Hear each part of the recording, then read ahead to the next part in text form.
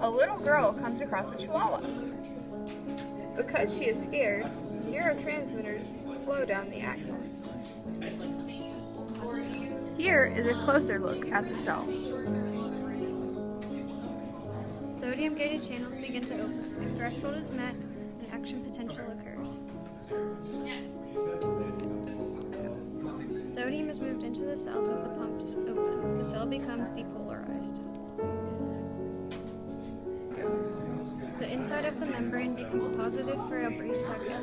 Sodium channels close and the potassium channels begin to open. The change in polarization signals the potassium pumps to open. Potassium begins to flow out of the cell.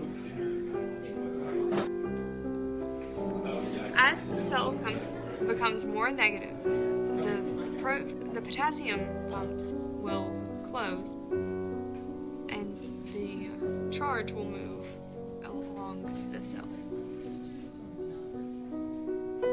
The cell becomes hyperpolarized or slightly more negative than usual to prevent the signal from going backwards. Because there is now more sodium inside of the cell than potassium, this activates the sodium-potassium pumps.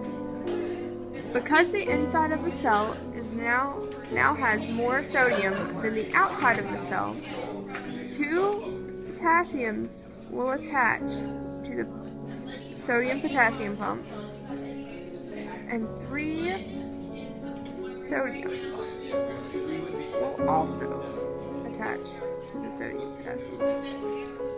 These will then be transferred once ATP activates the pump.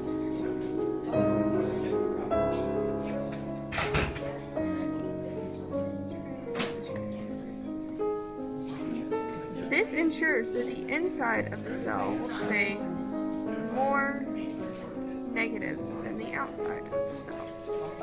And this is repeated until all potassium and sodium are in the right place. Now the cell is back at normal polarization, and the message is transferred to another neuron, going through the entire process again. And now the little girl is running from the chihuahua.